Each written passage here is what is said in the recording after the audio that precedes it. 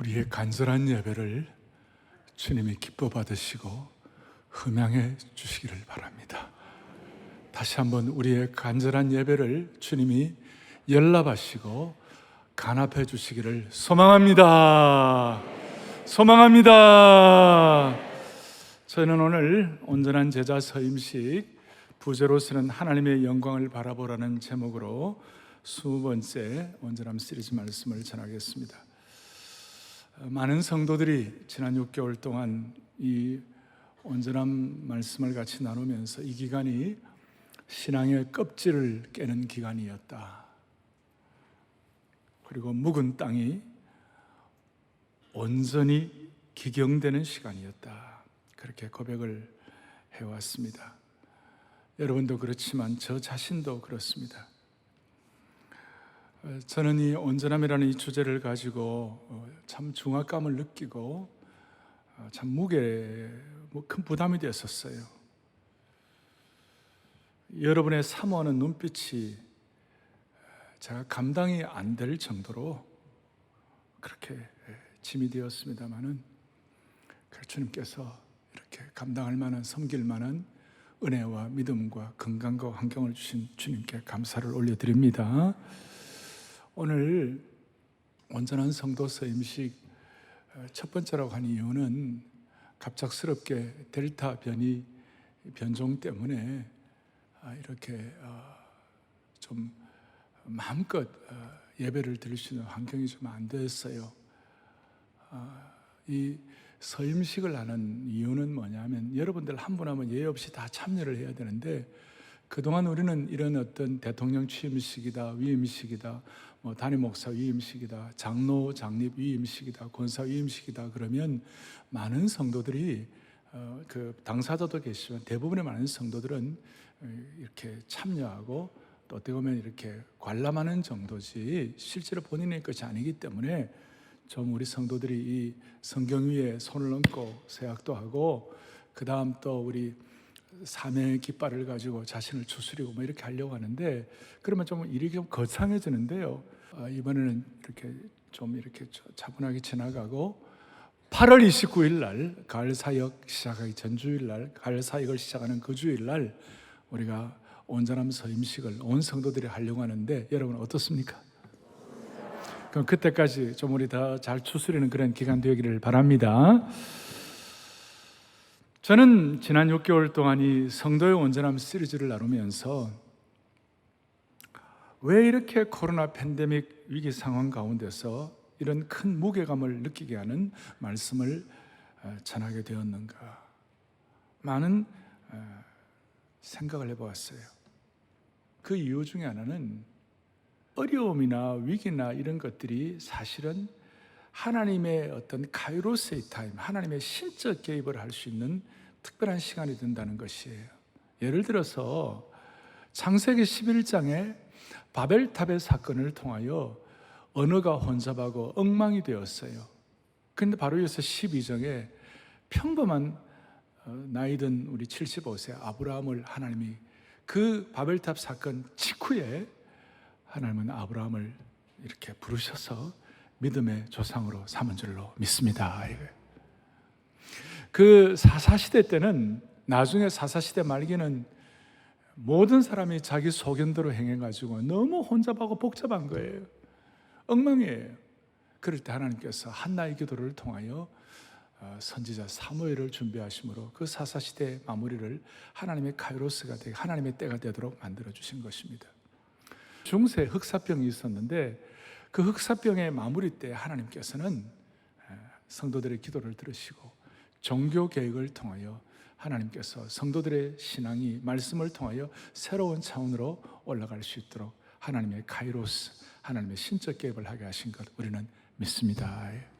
오늘 그런 마음으로 이 온전함 시리즈를 우리가 마무리를 하면서 마음속에 하나님 아버지 오늘도 우리의 삶 가운데 하나님의 카이로스, 하나님의 신적 개입, 하나님의 타이밍이 우리에게 임하게 하여 주십시오.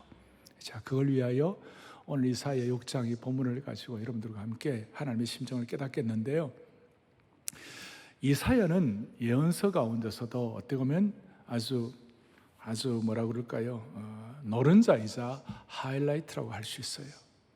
그리고 이사야의 이 66장 가운데 이 긴 성경 가운데서 오늘 6장 오늘 이 본문은 아주 높은 고봉이라고 할 수 있어요. 우리 온전하며 고봉 얘기하듯이 아주 높은 고봉이라고 얘기할 수 있어요. 거기에 이제 6장 1절에 이렇게 시작을 하는 거예요. 뭐라고 시작하느냐? 우시야 왕이 죽던 해에. 다시 한번, 우시야가 뭐 하던 때예요? 죽던 때. 우시야 왕은 16살 때 청소년 왕으로 등극을 했습니다. 16세에 등극을 하고 나니까 무슨 일이 일어날까? 주위의 정치꾼들, 모사꾼들 어지럽습니다. 그러니 자기가 도저히 감당이 안 되어서 우시야가 하나님 아버지, 내 힘으로는 감당이 안 되니까 하나님이 이 나라를 통치해 달라고 그렇게 하나님께 전적으로 위탁을 했어요. 그렇게 해서 하니까 하나님이 그걸 기뻐 받으시고 우시야 시절에 하나님이 역사를 하셨는데, 역대하 26장 14절 15절에 보면 이런 내용이 나옵니다. 거기 보면 절실하게 하나님 의지하니까 하나님이 우시야에게 강국이 되도록 만들어주셨어요. 우리식으로 말하면 경제강국, 군사강국이 되도록 만들어주셨어요.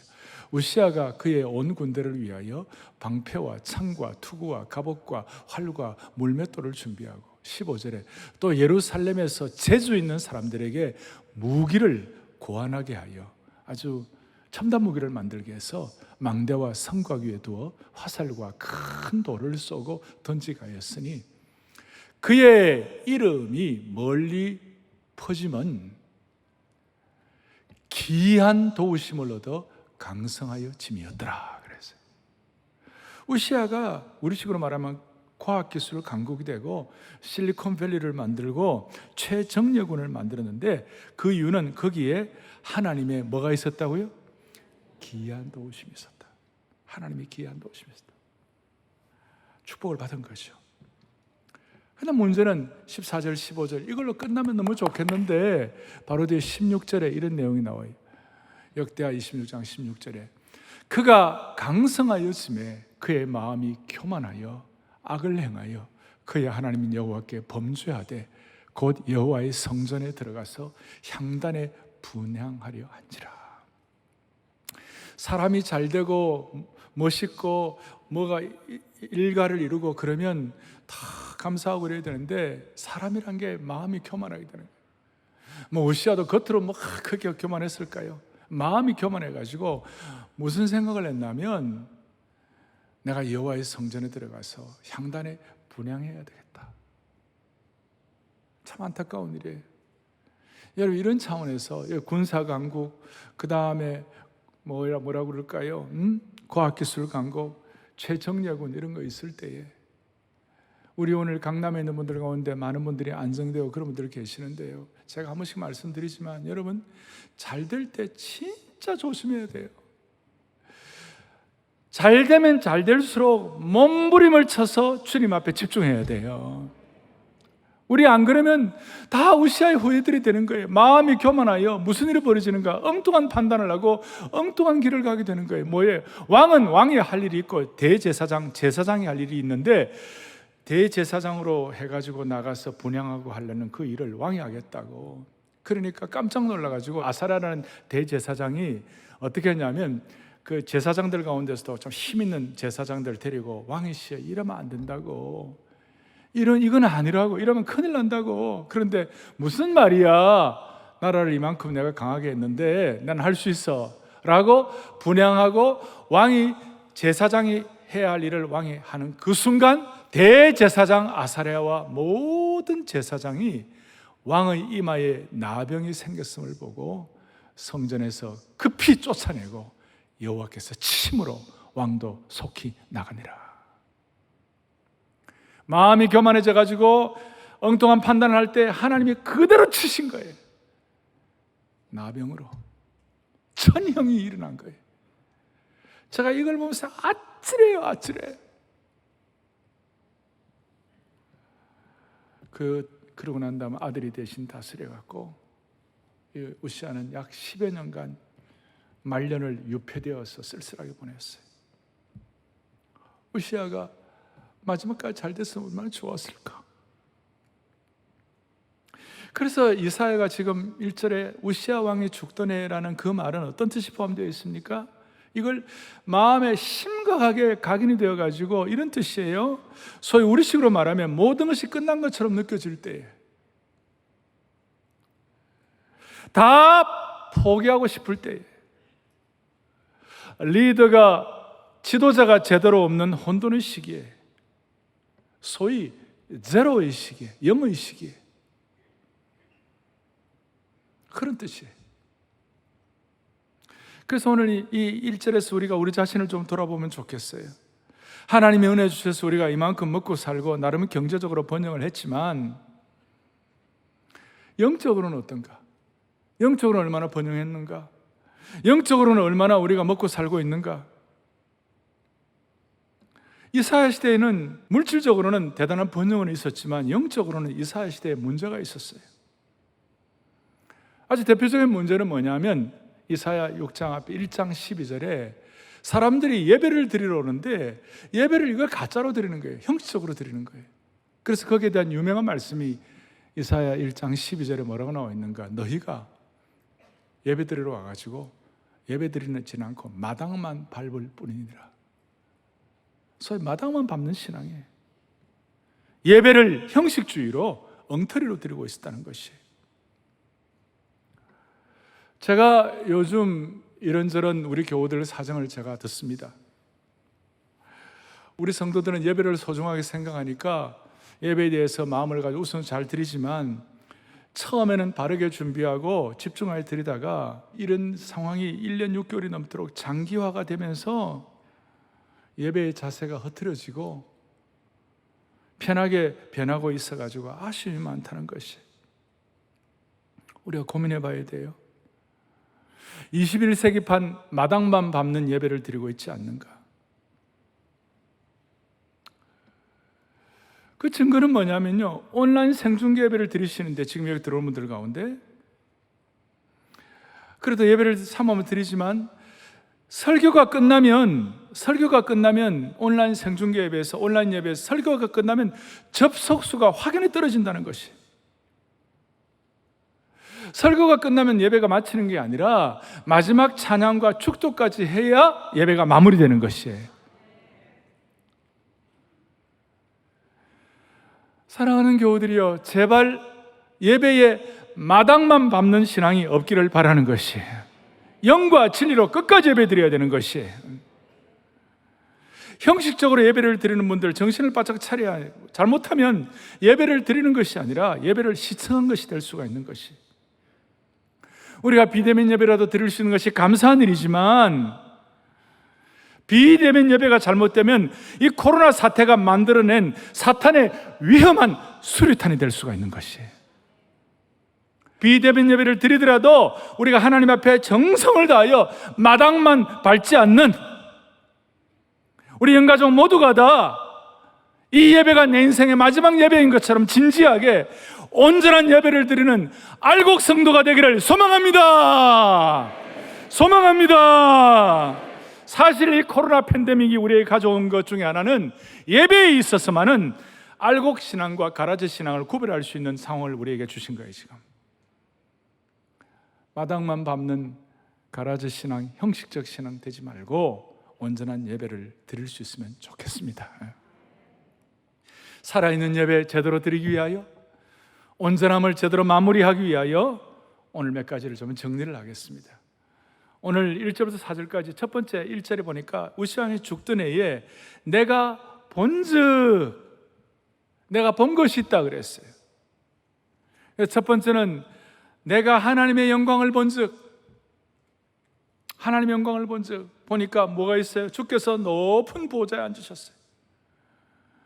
높은 보좌에 앉으셨어요. 사랑하는 교우들의 우리 삶 속에 내가 더 높은 보좌에 앉아 있는지, 주님이 더 높은 보좌에 앉아 있는지 점검해야 합니다. 찬송 가운데 주께서 높은 보좌에 앉으셨는데 천사들이, 스랍들이 화답하도 다 거룩거룩하다, 그런 찬송이 있죠. 3절에 보니까 날개가 6 달린 스랍들이 하나님을 찬양하는 것을 보았고, 4절에 보니까 무슨 얘기가 나옵니까? 연기가 빼곡하여 하나님의 영광이 성전 안에 충만하게 된 거예요. 쉐키나의 영광이. 세키나의 영광이 성전 안에 충만하게 임한 것이에요. 우리 사랑하는 성도들, 매주일마다 예배드리면서 이와 같이 스랍들이 본 하나님의 찬란한 영광과 이사야가 본 그 쉐키나의 충만한 빼곡한 영광을 우리가 목도할 수 있기를 원합니다. 오늘 여러분 찬송한 대로 하늘에 가득 찬 영광의 하나님, 오늘 이 자리에 우리의 가정과 우리 삶의 여정에 가득 찬 영광의 하나님, 온 땅에 충만한 존귀하신 하나님, 생명과 빛으로 지혜와 권능으로 언제나 우리를 지키시는 충만하신 하나님, 그 하나님 앞에 우리가 스랍들처럼 2절 3절에 있는 것처럼 거룩하다 거룩하다 거룩하다, 만군의 여호와 이름이 거룩하다. 이스라엘 사람들은 중요하면 2번 반복하는데요, 3번 반복하는 것은 최상급, 어떤 보면 초월적 비교예요. 거룩하다 거룩하다 거룩하다. 히브리어로 카도시 카도시 카도시. 하나님의 거룩을 통하여 초월적 영광이 임한 것입니다. 여기에 스랍들이 나오는데, 스랍은 성경에서 이사야에 유일하게 나옵니다. 스랍은 천사와 비슷한 불타는 존재다. 그리고 이 스랍에게는 6날개가 있었어요. 2날개로는 6날개가 있었는데, 2날개로는 얼굴을 가리고, 2날개로는 발을 가리고, 2날개로는 날았다 그렇게 되어 있어요. 이거 뭘 뜻할까? 여러 해석이 있는데, 얼굴을 가리웠다는 것은 하나님의 그 찬란한 보좌의 영광 앞에 감히 얼굴을 들 수가 없어서 그 빛 앞에 얼굴을 가리울 수밖에 없었다는 것이죠. 누구든지 하나님의 찬란한 영광을 보면 우리의 얼굴을 가리우잖아요. 그리고 발을 가리웠다는, 여기는 해석은 좀 어렵습니다. 그런데 대체적으로 발을 가리웠다는 것은, 발은 우리가 우리 의지로 걸어가는 발이에요. 행동하는 것이에요. 우리가 가려고 하는 것, 그런 것이 다 자기 의지로 바른 길 가는 것이에요. 그러니까 발을 가리웠다는 것은 자기 의지, 자기의 길, 자기가 매일매일 하는 자기의 양식, 소위 프로액티브, 자기 주도적인 삶, 이걸 가리웠다. 자기 주도적인 삶을 포기하고 자기 주도적인 계획을 하나님께 올려드리고 하나님께 맡겼다, 그런 뜻이에요. 2날개로 날았다는 것은 계속적인 섬김, 하나님께서 말씀하시면 바로 순종하겠다는 신속적인 섬김을 의미하는 것이, 그 영광 앞에 얼굴을 가리우고 자기 주도적이고도 자기 의지, 자기 행위에 대한 자기 하고 싶은 거, 그걸 주님께 맡기는 것이고, 그리고 주님 명령하시면 신속한 섬김을 하겠다, 그것이 6날개 아래 포함됐다고 말할 수 있습니다. 이 자세는 제가 초두에 말씀드린 우시아의 교만과 얼마나 차이가 나는 것입니까? 그래서 먼저 제가 이 시간 말씀드리고 싶은 것은 이거예요. 여러분과 제가 하나님의 참 기뻐하시는 예배를 드릴 뿐만 아니라 온전함의 고봉에 올라가려면요, 모든 온전함은, 주님이 우리에게 주시는 온전함은 하나님의 이 찬란한 영광과 직결되어 있는 것이에요. 성도의 온전함은 하나님의 영광을 얼마나 깨닫느냐에 따라서 걸려 있다는 것이에요. 오늘 이거 조금 이거는 상당히 좀 신앙적으로 깊은 차원에 들어가는 것이에요. 요한복음 12장에 보니까 왜 사람들이 제대로 성숙하지 못하고 왜 사람들이 제대로 하나님의 영광을 보지 못하는가? 요한복음 12장 43절에 뭐라고 나와 있는가? 그들은 사람의 영광을 하나님의 영광보다 더 사랑하였더라. 그러니까 하나님의 영광에 대해서 눈이 가리워지니까 하나님이 원하시는 수준으로 올라갈 수가 없는 거예요. 오늘 이 예배를 드리면서 우리 온 성도들 모두가 다 하나님의 영광에 눈이 열리기를 소망합니다. 우리가 사람의 영광을 하나님의 영광보다 더 사모하면 우리가 하나님의 영광을 체험하지 못하는 것이죠. 또한 우리가 이런 예배에 나와서, 이 자리에 나와가지고 현장 예배든 생중계 예배든 우리가 이 자리에 나와서 사모하는 이유는, 희한하게도 주일 예배를 하나님 앞에 온전히 드리면 하나님의 영광을 체험할 수가 있는 것이에요. 주일 예배와 하나님의 영광은 그대로 직결되어 있는 것이에요. 질그릇같이 연약한 인생이 하나님의 영광을 목도하고 체험하고 이걸 우리의 것으로 확인해갖고 깨달아질 수 있다. 그래서 여러분, 제가 오늘 온전함에 대한 이제 마무리를 하면서 여러분들과 함께 지금 집중하고 싶어 하는 것은 이것입니다. 우리가 처음 온전하게 된다고 그랬을 때도 우리의 실력이나 능력으로 온전하게 되는 것이 아니라 내 속에 계신 예수 그리스도를 통하여 우리가 온전하게 된다고 말씀드렸어요. 기억나십니까? 성도의 온전함은 내 속에 계시는 예수님의 능력이 온전하게 나타남으로 이루어지는 것이다. 그런데 조금 더 깊이 들어가면 성도의 온전함은 하나님의 영광을 얼마나 깨닫냐에 따라서 달려있다. 여러분과 저의 삶의 현장에서 하나님의 영광의 실체가 얼마나 우리에게 확인되느냐가, 각인되느냐가, 또 이것이 깨달아지고 체험되느냐에 따라서 우리의 온전함과 연결되어 있다. 그래서 우리 온전함은 도덕적으로 노력해가지고 남보다 조금 더 나아지는 그 정도 수준이 아니에요. 진짜 온전함은 하나님의 영광과 직결되어 있다는 것을 믿으셔야 되는 것이에요. 이것은 세상의 숙명론과 세상의 운명론을 다 뛰어넘는 것이에요. 그래서 이 온전함은 어떤 피상적인 행위 교정이 아니라 하나님의 영광신학으로 승화되어야 되는 것이에요. 좀 어렵긴 하지만 여러분 마음속으로 다짐하는 것이에요.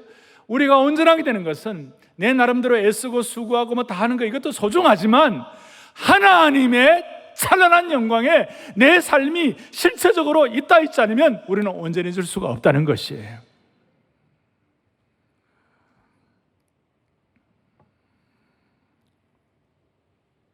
우리의 윤리나 도덕, 그걸 다 뛰어넘는 하나님의 영광을 체험해야 우리는 온전함의 고봉에 올라갈 수가 있다는 것이에요. 그리고 이 하나님의 영광을 체험한다는 것은 다른 말로 하나님의 영광을 체험한다는 게 좀 추상적인 용어 아닙니까? 영광이 뭔가? 근데 하나님의 영광을 체험하면요, 누구나 다 어떤 일이 벌어지는가? 납작 엎드리고 5절에 있는 것처럼 내면의 고백을 하게 되는 것이, 하나님의 영광을 체험하면 하루다 나는 망하게 되었도다. 그걸 하나님이 보시고 기뻐 받으시고 그 입술을 숯불로 지져가지고 너의 죄가 사여졌도다. 7절에 보니까 너의 죄가 사여졌도다. 진정한 영광은 우리의 내면과 우리의 인생이 정결하게 되는 것이에요. 여기 얼마나 큰 영광이 있는지 몰라요. 그래서 한두 가지 좀 정리를 하겠어요. 정리할 것은 이것입니다.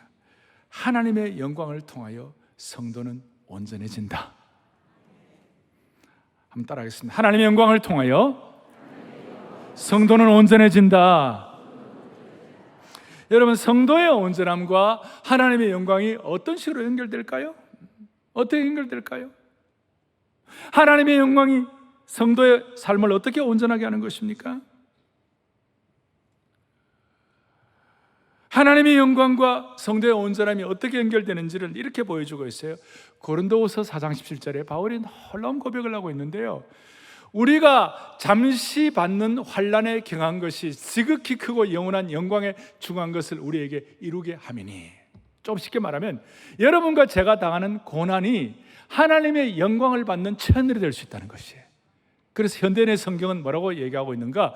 우리가 잠시 받는 가벼운 고난은 그 무엇과도 비교할 수 없는 크고 엄청난 영원한 영광을 우리에게 가져다 줄 것입니다. 여러분, 하나님의 영광 그랬을 때 그 영광을 너무 추상적으로 생각하지 마시자고요. 살다 보면 우리가 나름 인생의 지혜자가 좀 되면 인생 고난 받는 거, 인생 만만하지 않는 거 다 알아요. 그런데 그리스도인이 신앙 지키면서 받는 그 모든 고난은 하나님의 영광이 우리 속에 들어올 수 있는 계기가 된다는 것이에요. 그러니까 코로나 팬데믹 가운데서도 우리가 눈을 제대로 뜨면 이 코로나 팬데믹이 하나님의 영광의 카이로스의 타임이 된다는 것이에요. 너무나 놀라운 것이에요. 그러니까 영광은 하나님께 속한 것이지만 하나님은 그 영광을 고난당한 자기 백성들에게 반드시 나눠주시고 부어주신다는 것이에요. 여러분, 이걸 평생 잊어버리면 안 돼요. 우리가 어려움을 겪고 나름대로 고난을 겪고 삶의 여러 가지 수많은 과정들이 있습니다만 이해 안 되는 어려움도 있고 다 있을 때에 그 순간이 여러분과 제가 하나님의 영광을 체험할 수 있느냐 아니냐 결정적인 순간이에요. 다시요, 영광은 누구에게 속한 것이에요? 하나님께 속한 것이에요. 그런데 하나님 자신의 그 영광을 고난당하고 환난당하고 어려움 당한 백성들에게 나누어주시고 부어주시는 것이에요. 그래서 고린도후서 4장 17절에 뭐라고 얘기하고 있습니까? 다시 한번 고린도후서 4장 17절에 이렇게 나와 있어요. 우리가 잠시 받는 환난에 경한 것이 지극히 크고 영원한 영광의 무게 있는 것을 우리에게 이루어지게 하려 하심이니.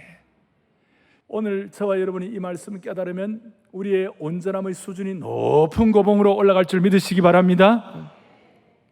그래서 성도가 당하는 모든 고난은 예외가 없어요. 모든 고난은 하나님의 영광을 받는 채널이 되는 것이에요. 하나님의 영광을 나눠주시고 하나님의 영광을 부어주시는 그 순간이 되는 것이고 그 기간이 되는 것이고 그 상황이 되는 것이에요.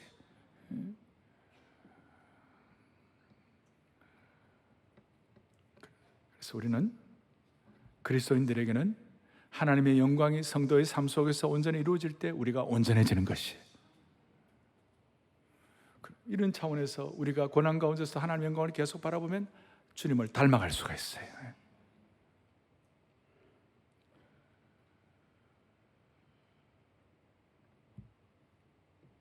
이것 때문에 사도 바울은 너무나 놀라운 고백을 하는 것입니다. 고린도후서 4장 8절부터 너무나 놀라운 고백을 하는 것입니다. 우리가 사방으로 우겨쌈을 당하여도 쌓이지 아니하고, 왜요? 그 순간에도 하나님의 영광을 바라보기 때문에 극복하는 것이에요. 답답한 일을 당하여도 낙심하지 않는 거예요. 그 순간도 주의 영광 이곳에 가득해 하면서 찬양하며 이겨내는 것이에요. 박해를 받아도 버림받지 아니하고 그 순간에도 하나님의 영광을 목도하면서 기도하면서 이겨내는 것이에요. 거꾸로 뜨림을 당하여도 망하지 않는 이유는 하나님의 영광을 바라보면서, 그 다음 보세요. 우리가 항상 예수의 죽음을 몸에 짊어지면 그 모든 것 가운데서 예수의 생명이 또한 우리 몸에 나타나게 하려 함이라. 예수님의 생명의 영광이 우겨쌈, 답답함, 박해, 거꾸로 뜨림 가운데서도 예수님의 생명의 영광이 찬란하게 나타나는 것이에요. 그래서 우리가 점점 주님을 닮아가는 것이죠. 그리고 그걸 알기 때문에 이 하나님의 찬란한 영광을 체험한 사람은 주님 앞에 그 영광에 압도되어서 납작 엎드리고 오늘 이사야처럼 자기 자신을 깨닫게 되는 것이. 에스겔은 이 하나님의 찬란한 영광을 보고 난 다음에 에스겔 1장에 보면 솔로몬의 쉐키나의 영광이 사라지고 난 다음 400년 동안 있다가 에스겔 1장에서 하늘문이 열렸어요. 그 하늘문을 열리는 하나님의 영광을 체험하게 되니까 에스겔서 1장 뒤에 28절에 보면 내가 보고 납작 엎드렸어요.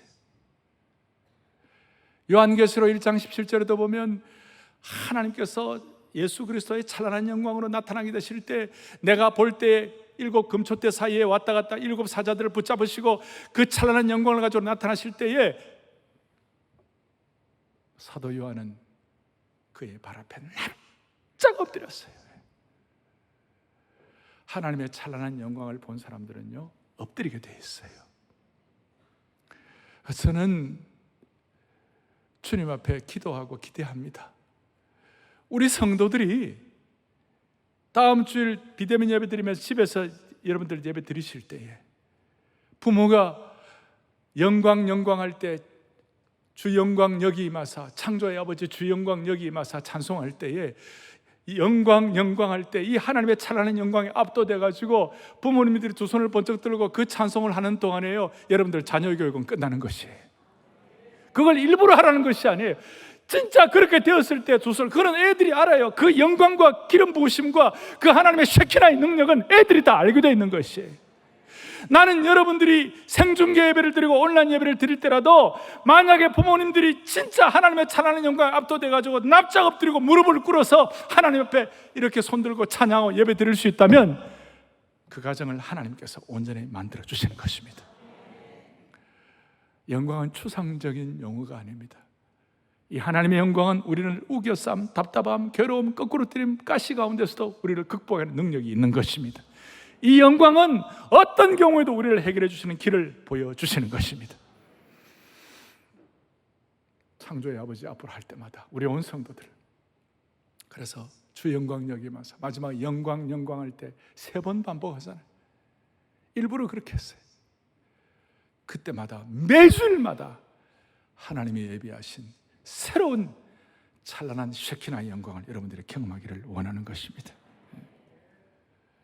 그래서 내가 하나님의 영광을 본즉, 두 번째로 뭐라고 되어 있습니까? 하나님의 영광을 통해 성도는 온전해진다. 이제 세 번째로 하나님의 영광의 빛 앞에 자신을 재발견하는 은혜가 있기를 바랍니다. 저와 여러분들이 하나님의 찬란한 영광의 빛 앞에 자신을 다시 발견하는 것입니다.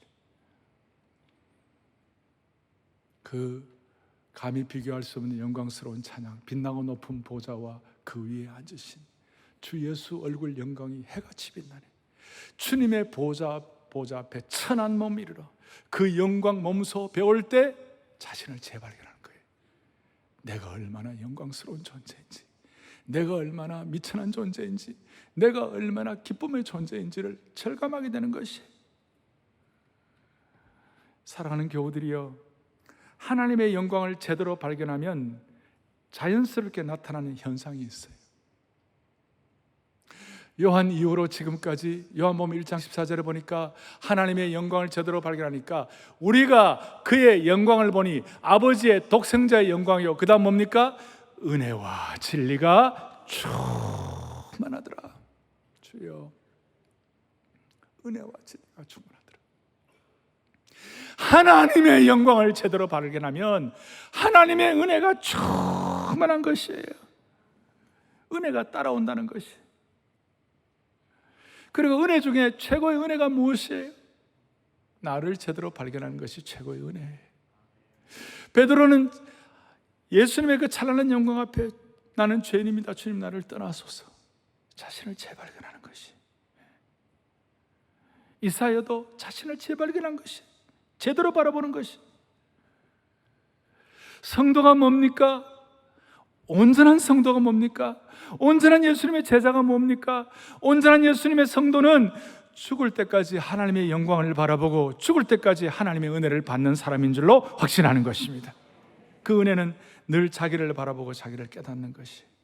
그러고 난 다음에 7절에 있는 것처럼 내 죄가 사하여졌느니라, 이걸 확인하는 그 순간, 그때의 감격과 그때 뚜리리 넘치는 것과 그때 역동성은, 그때 기쁨은 말로 다 할 수가 없는 것이.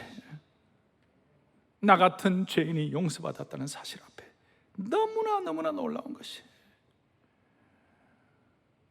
이걸 깨달으니까 우리가 옛날에는 처음 읽을 때 이해가 안 갔지만 그대로 확인될 수 있는 성경 구절이 하나 있어요. 고린도후서 3장 18절이 놀라운 말씀이에요.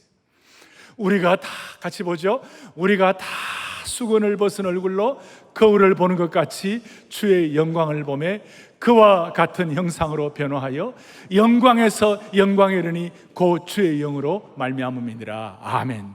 현대인의 성경은 조금 더 잘 쉽게 설명해 놓았어요. 그래서 우리가 수건을 벗은 얼굴로 거울을 보듯이 주님의 영광을 보게 되면 점점 더한 영광으로 주님의 모습을 닮아가게 되는 것입니다. 그 영광은 영이신 주님에게서 나오는 것입니다. 여러분, 주님의 모습을 닮아가는 것이 뭐예요? 그것이 온전함이에요. 주님의 영광을 보게 되면, 주님 영광을 보게 되면 주님 닮아가는 것이, 주님 모습 닮아가는 것이 온전하게 되는 것이에요.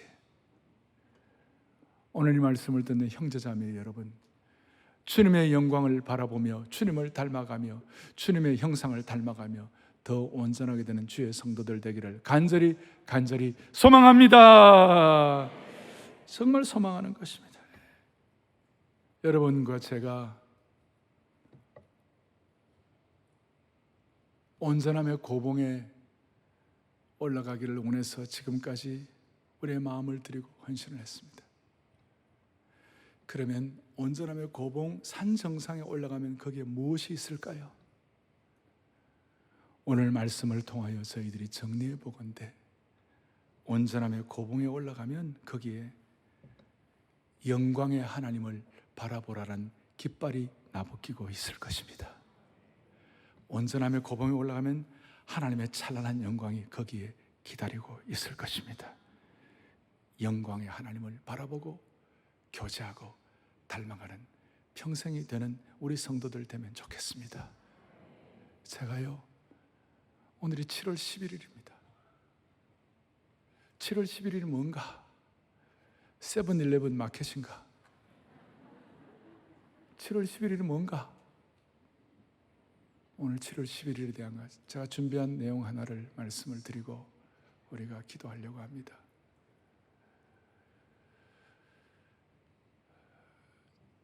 저는 영화관에 가서 영화를 거의 1년에 한두 번도 못 보는데요, 제가 좋아하는 영화 중에 하나가 있어요. 그것이 뭐냐면 Chariot of Fire이라고, 불의 전차라는 영화입니다.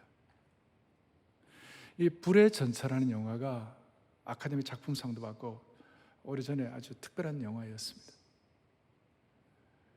거기에 이 영화는 실화를 바탕으로 해가지고 그 실화가 영화가 된 것입니다.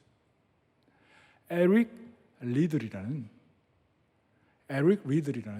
스코틀랜드, 영국은 런던 쪽에 있는 잉글랜드와 그 다음에 중간에 웨일즈와 북쪽에 스코틀랜드와 또 아일랜드를 해가지고, 그래서 네 나라가 유나이티드 킹덤 되어 있는데, 그 스코틀랜드가 있는데 영국 런던 쪽하고 좀 사이가 안 좋죠.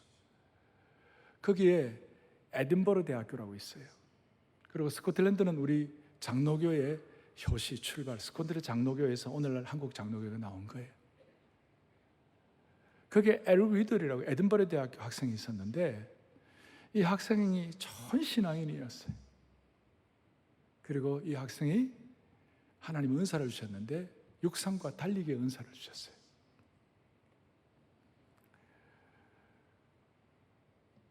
에릭 리들은 중국에서 선교하던 선교사 자녀로 태어나서 어릴 때부터 육상 달리기에 재능을 보였고, 에든버러 대학 출신인데 육상만 잘하는 것이 아니라 21살 때부터 전도 집회에 가가지고 간증하고 말씀도 전했어요. 1924년도 파리 올림픽 때 육상 100m 경주, 육상 100m가 올림픽의 꽃이잖아요. 거기에 가장 유력한 금메달 후보였어요. 그런데 이제 예선 통과하고 100m 결승전을 하는데 100m 결승전이 주일에 열리게 되었어요.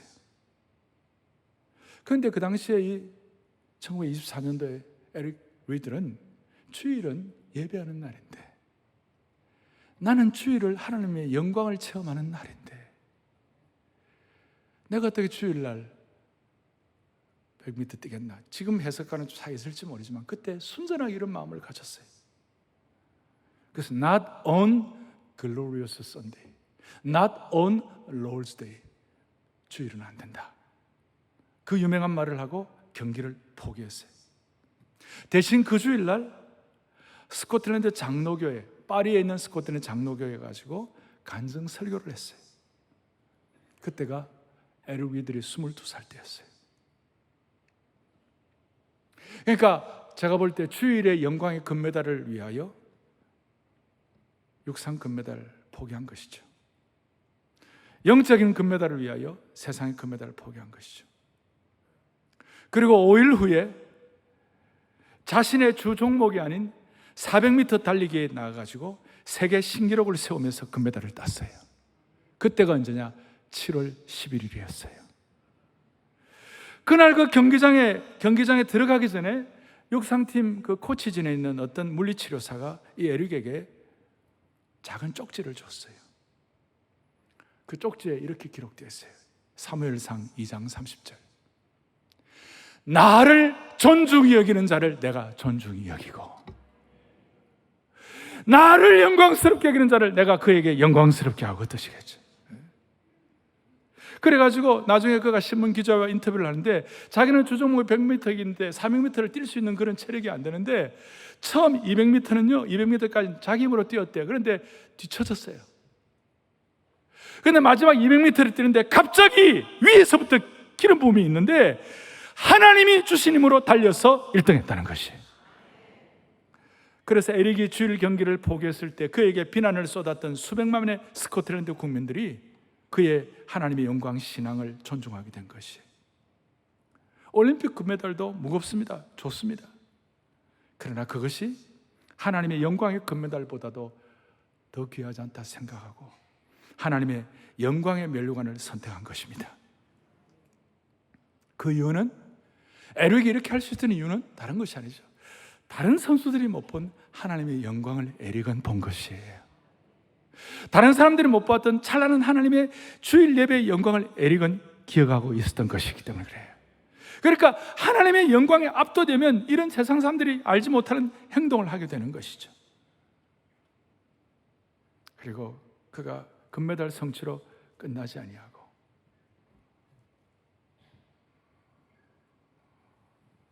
그의 온전함의 고봉을 위하여 1년 후에 23살에 중국 선교사로 갔습니다. 그리고 중일 전쟁이 터졌을 때 감옥에 갇혀가지고 주님의 나라를 위하여 순교를 했습니다. 영양실조로 죽었습니다. 이 스토리가 아카데미 최고 작품상을 받은 불의 전차입니다. 저는 처음에는 이게 이해가 안 갔지만 오늘 이 말씀을 준비하며 저는 정말 더 절실해졌어요. 하나님의 찬란한 영광을 보면 우리는 순교도 할 수가 있는 것이에요. 하나님의 찬란한 영광을 보면 세상 사람들이 알지 못하는 영광의 면류관을 향하여 우리는 다름질을 할 수가 있는 것입니다. 온전함을 사모하는 사랑하는 형제자매 여러분, 7월 11일이 에릭 리들의 삶의 전환점이 된 것처럼 오늘 온전함의 고봉을 향하여 달려가는 이날이 여러분들 모두에게 승리와 생명과 영광과 의와 자랑의 면류관을 향하여 같은 방향으로 달려갈 수 있는 축복이 있기를 바랍니다. 우리가 8월 29일 온전함 서임 시간은 그날까지 더 다름질하고 에릭 리들이 세상의 금메달보다도 더 사모했던 그 온전함을 사모하는 영광의 면류관을 향하여 에릭 리들이 중국으로 달려간 것처럼 오늘 우리의 각 삶의 영역에서 선교지에 달려가십시다. 가정과 일터와 이웃과 캠퍼스 현장으로 달려가십시다. 온전함의 고봉을 향하여 우리의 손으로 달려가고 기도로 달려가고 뜨거운 목자의 심정으로 달려가고 편지로 달려가고 우리의 자녀들도 달려가고 중앙아시아로도 달려가고 아프리카도 달려가십시다. 여러분, 스데반이 돌에 맞아 죽으면서도 기쁘게 죽었어요. 그 누구도 경험하지 못했던 하나님의 찬란한 영광을 바라보니까 스데반은 돌에 맞아 죽어도 기쁘게 죽을 수 있었어요. 주기철 목사님, 제가 아리수 사모님 말씀드려요. 빛나고 높은 보좌와 장대한 교회 그 찬란한 영광의 예배를 주기철 목사님이 알고 있었기 때문에 육신은 다 연약하고 부족하지만 그래도 순교할 수 있었어요. 사랑하는 교우들이여, 온전함의 고봉은 하나님의 영광과 연결되어 있는 것입니다. 오늘 이런 마음으로 빛나고 높은 보좌와 그 위에 앉으신 그 하나님의 찬란한 영광을 바라보십시다. 주님의 보좌에 있는데 천한 몸이 이르러 바라보십시다. 그 영광 가지고, 그 영광과 잇대어 가지고 고난도 이겨내도록 하십시다. 그 영광을 바라본 사람들이만 할 수 있는 결단을 하고 달려가도록 은혜 주시기를 바라는 것입니다. 빛나고 높은 보좌와 빛나고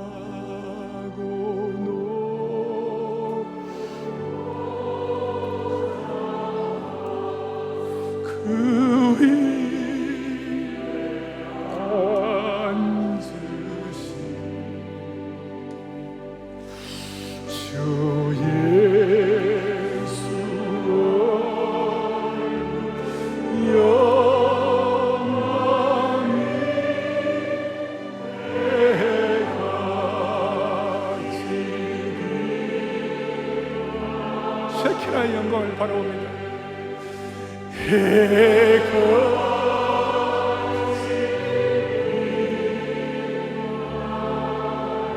주님의 보좌에 있는데 천한 몸이 이르러 주님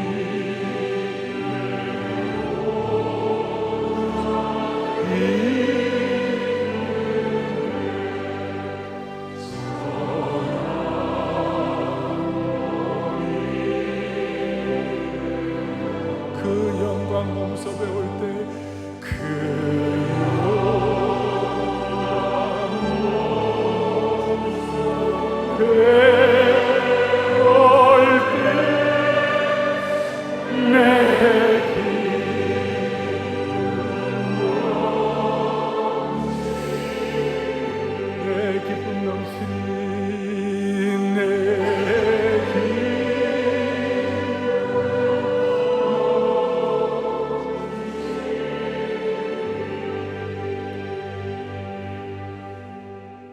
살아계신 하나님 아버지,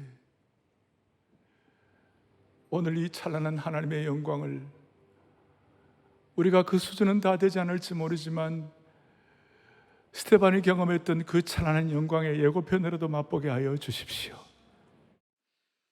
에리루기들이 가졌던 그 찬란한 영광, 영양실조로 순교를 당한다 할지라도, 돌에 맞아 죽는다 할지라도, 어떤 고난 앞에서도 당당할 수 있는 그 찬란한 영광을 우리가 다시 체험할 수 있도록 도와주시옵소서. 주님의 영광을 바라보면 우리도 온전해지는 줄로 믿사오니 모든 인간적인 행위 다 주님 앞에 정리하고 모두가 다 주님의 찬란한 영광 때문에 더 온전해질 수 있도록 우리 성도님들 한 분 한 분 붙잡아 주시옵소서. 주기철 목사님이 장대행 교회에서 불렀던 빈당한 높은 보좌와의 그 영광이 오늘 이 시간 우리 가운데 임재하게 하여 주시옵소서. 우리의 생명 되시고 소망 되시는 우리 주 예수 그리스도를 받들어 간절히 기도 올리옵나이다. 아멘.